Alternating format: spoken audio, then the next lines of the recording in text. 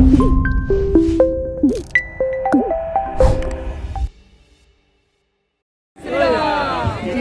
श्री राम। जय जय श्री राम। जय श्री राम।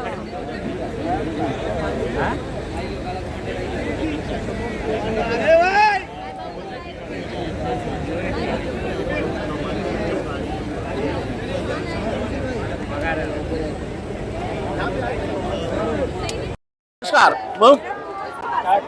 नमस्कार, मैं हूं केतन बारिया और आप देख रहे हैं हम तो पूछेंगे।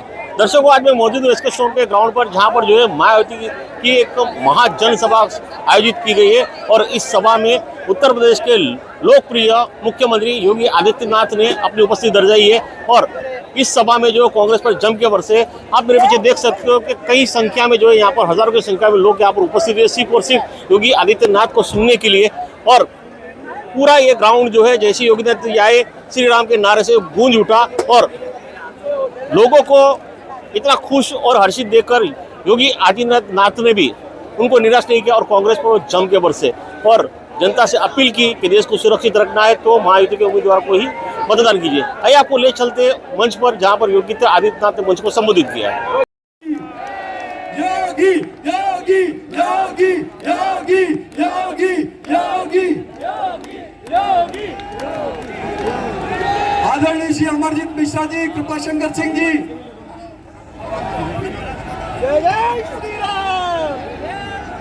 प्रधानमंत्री नरेंद्र मोदी जी के विकसित भारत के संकल्प को साकार करने में सर्वस्व समर्पित करने वाले परम आदरणीय मुख्यमंत्री उत्तर प्रदेश सरकार योगी आदित्यनाथ जी का छत्रपति शिवाजी महाराज की पुण्य भूमि में हार्दिक स्वागत है, हार्दिक अभिनंदन है। मुंबई में आपका हार्दिक अभिनंदन करते हुए अब मैं आदरणीय श्री नरेंद्र मेहता जी, मीरा भाईंदर विधानसभा के उम्मीदवार आप, और श्री प्रताप नायक सर जी, आदरणीय उत्तर प्रदेश के यशस्वी मुख्यमंत्री श्री योगी आदित्यनाथ जी से विनम्र निवेदन करती हूँ कि आप पधारें और कार्यक्रम का शुभारंभ करें।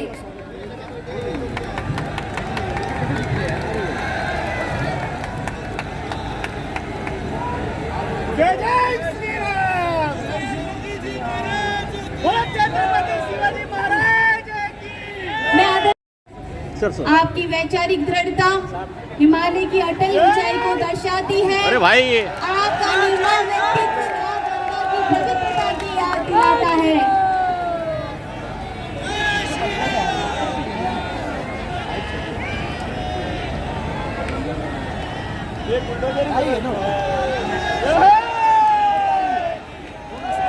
मैं आदरणीय, अब मैं संकल्प घोषणा आप सबकी तालियों की गूंज का सम्मान मिले।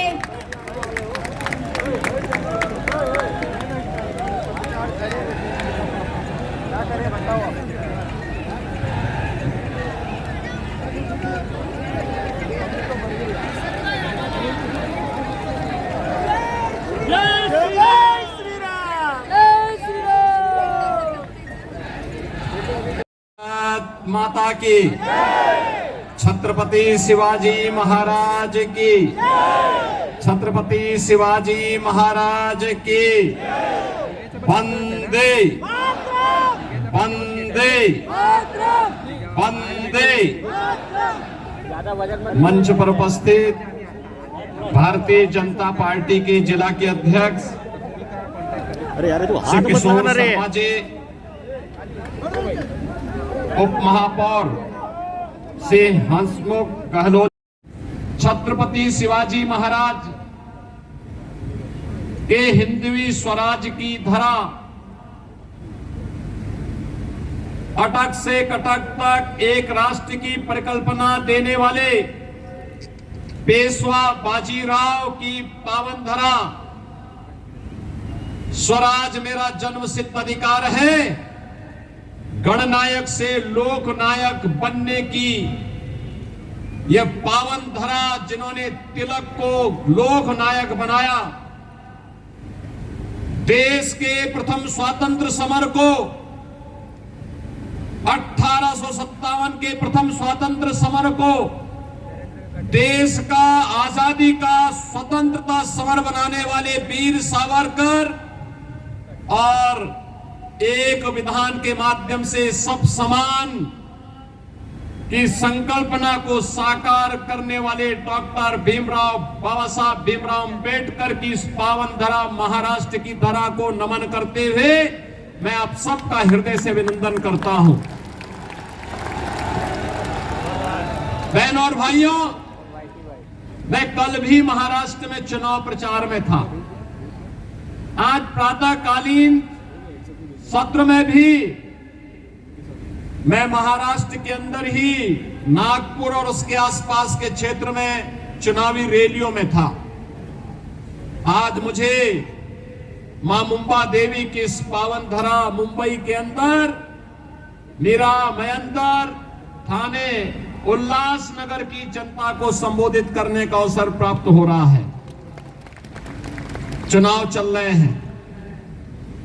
एक और दुनिया के सबसे लोकप्रिय और यशस्वी नेता प्रधानमंत्री मोदी जी के नेतृत्व में भारतीय जनता पार्टी महायुति गठबंधन इस चुनावी समर में महाराष्ट्र के अंदर आप सबके सामने है। और दूसरी ओर जिनकी न नीति है न राष्ट्र के प्रति कोई अच्छी नियत है न नैतिक बल ही रह गया है, ऐसा अनैतिक अनाड़ी गठबंधन के रूप में महाअघाड़ी भी आपके बीच में इस चुनावी समर में है। बहन और भाइयों, ये चुनाव मात्र चुनाव नहीं है, ये चुनाव हम सबके लिए इस राष्ट्र की अस्मिता और अस्तित्व को वैश्विक मंच पर पुनर्स्थापित करने के प्रधानमंत्री मोदी जी के अभियान के साथ हम सबके सहयोग की सहमति भी है। और इसीलिए मैं महाराष्ट्र की जनता जनार्दन से अपील करने के लिए आया हूं। हमने बदलते हुए भारत को देखा है पिछले 10 वर्ष के अंदर। प्रधानमंत्री मोदी जी के नेतृत्व में ये बदलता हुआ भारत जो अपने देश की सीमा की सुरक्षा करना जानता है। याद करिए 2014 के पहले के भारत में क्या होता था। 2014 के पहले के भारत में पाकिस्तान घुसपैठ करता था, आतंकी वारदात को अंजाम देता था, आवाज उठती थी। कांग्रेस नेतृत्व की सरकार कहती थी कि बोलिए मत, पाकिस्तान से संबंध खराब हो जाएंगे। 2014 का भारत आज वह किसी को छेड़ता नहीं, कोई छेड़ता है तो छोड़ता भी नहीं। आज तो भारत की सीमा सुरक्षित है, दुश्मन घुसपैठ नहीं कर पाता है, आतंकी वारदात को अंजाम देने नहीं दे पाता है, बल्कि एक और भारत अपने 80 करोड़ लोगों को फ्री में राशन की सुविधा का लाभ दे रहा है और दूसरी तरफ पाकिस्तान 23 करोड़ की मात्र आबादी वहां वह भी भूखों से मरने के लिए तड़प रही है। बहनों और भाइयों, देश के अंदर असुरक्षा का वातावरण है, आतंकवाद की जड़ कश्मीर की धारा 370 समाप्त हुई।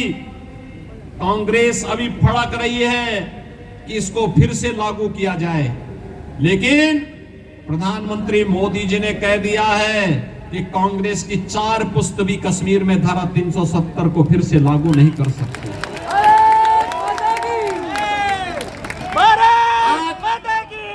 देश के अंदर वर्ल्ड क्लास इंफ्रास्ट्रक्चर बन रहा है, highway, railway, metro, IIT, IIM, AIIMS, 1 district 1 medical college, हर घर नल की योजना जैसी योजनाएं भी लागू हो रही हैं। तो गरीबों के कल्याण के लिए भी अनेक कार्यक्रम देश के अंदर चल रहे हैं, चाहे वह PM आवास की योजना हो, चाहे वहां आयुष्मान भारत की योजना हो, चाहे वह नौजवानों के रोजगार की योजना हो, और जवाहर लाडली बहना योजना के माध्यम से हर महिला के खाते में हर महीने 2100 रुपये देने की व्यवस्था हो। यह कार्य कांग्रेस नेतृत्व की महाअघाड़ी गठबंधन की सरकार भी कर सकती थी, लेकिन उन्होंने तो कोरोना जैसी महामारी के दौरान भी कुछ नहीं किया। हाथ पे हाथ धरे बैठे रहे, खजाने को लूटते रहे, प्रदेश और देश के अंदर अराजकता का माहौल पैदा करते रहे और उनको कांग्रेस को देश के अंदर सर्वाधिक समय तक शासन करने का अवसर मिला था। विकास, सुरक्षा, समृद्धि, सुशासन इसमें नहीं कर पाए। कम से कम अयोध्या में रामलला का मंदिर ही बना देते हैं, ये तो अभी नहीं कर पाए। जो कार्य कांग्रेस 65 वर्षों में नहीं कर पाई, भारतीय जनता पार्टी की डबल इंजन की सरकार ने मोदी जी के नेतृत्व में मात्र 2 वर्ष के अंदर उत्तर प्रदेश के अंदर भगवान राम के मंदिर का निर्माण का कार्य कराते हुए भगवान राम को फिर से अयोध्या धाम में विराजमान कर दिया। बहनों और भाइयों, मैं पूछना चाहता हूं, कांग्रेस को अगर आपकी चिंता होती, आपकी आस्था की चिंता होती, अयोध्या में राम मंदिर का निर्माण ये भी करते। 500 वर्षों की समस्या का समाधान 1947 में हो गया होता, लेकिन कांग्रेस के एजेंडे में आप कभी नहीं थे, कभी नहीं थे। कांग्रेस के एजेंडे में गरीब कभी नहीं था, नौजवान कभी नहीं था, महिलाएं कभी नहीं थी। ये तो जाति के नाम पे बांटते हैं, क्षेत्र के नाम पे बांटते हैं, भाषा के नाम पर बांटते हैं, मत और मजहब के आधार पर देश को बांटने वाले लोग हैं। इन्होंने देश को पहले बांटा, फिर समाज को बांटा, फिर आतंकवाद को देश के अंदर कहीं धारा 370 के नाम पर पनपाने का काम किया, कहीं नक्सलवाद को पैदा किया, कहीं पे अराजकता को पैदा किया और अब फिर वही बांटने की राजनीति।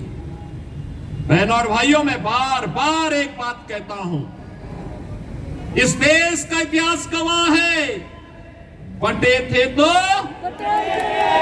बटे थे, बटे थे तो बटेंगे तो बटेंगे, और एक रहेंगे तो सेफ रहेंगे, एक रहेंगे सेफ रहेंगे। और यही आह्वान करने के लिए आया हूं। बंटना नहीं है, बंटना नहीं है, बटेंगे तो बटेंगे। और इसलिए एक रह करके महायुति गठबंधन के नेतृत्व में भाजपा या शिवसेना या एनसीपी के जो भी उम्मीदवार प्रधानमंत्री मोदी जी के नेतृत्व में महाराष्ट्र के अंदर इस चुनावी समर में हैं, उन्हें विजयी बना करके भेजना है और महायुति की भाजपा नेतृत्व और शिवसेना एनसीपी की सरकार महाराष्ट्र के अंदर फिर से बना के लेके आना है। सहमत हैं? सभी लोग सहमत हैं? मैं उल्लासनगर के बहनों और भाइयों से भी कहना चाहूंगा कि उल्लासनगर में मुझे आना था, लेकिन नागपुर और उसके आसपास के क्षेत्रों में इतनी सभाएं थी कि मैं समय से नहीं पहुंच पाया। और मैं उनसे भी अपील करूंगा, यह समय देश को एकजुट करने का है। यह समय एक भारत श्रेष्ठ भारत की परिकल्पना को प्रधानमंत्री मोदी जी के नेतृत्व में आगे बढ़ाने का है। यह समय भारत को विकसित भारत की परिकल्पना को साकार करने का है। और यह कार्य केवल और केवल भारतीय जनता पार्टी, शिवसेना, एनसीपी नेतृत्व की महायुति गठबंधन ही कर सकता है। और इसी के लिए आप सबसे मेरी अपील है, भारतीय जनता पार्टी ने मीरा महेंद्र से श्री नरेंद्र मेहता जी को अपना उम्मीदवार बना करके आपके बीच उतारा है। बच्ची प्रताप सरनाईक को शिवसेना उम्मीदवार के रूप में थाने मीरा में अंदर से शिवसेना महायुति गठबंधन के उम्मीदवार के रूप में आपके बीच में उतारा गया है और उल्लासनगर से शिव कुमार उत्तम चंद एलानी को भारतीय जनता पार्टी महायुति गठबंधन के प्रत्याशी के रूप में उतारा है। इन सबको आपका आशीर्वाद प्राप्त होगा। जहां तक मेरी आवाज जा रही है, दोनों हाथ उठा करके अपना आशीर्वाद दीजिए। सभी लोग सहमत हैं? सभी लोग सहमत हैं? तो मेरे साथ बोलेंगे भारत माता की, भारत माता नमः पार्वती पतिये हर हर।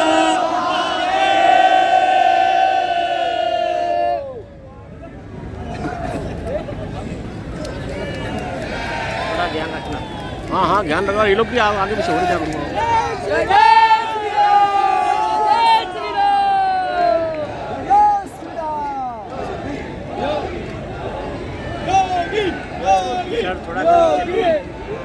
बस योगी आदित्यनाथ महाराज।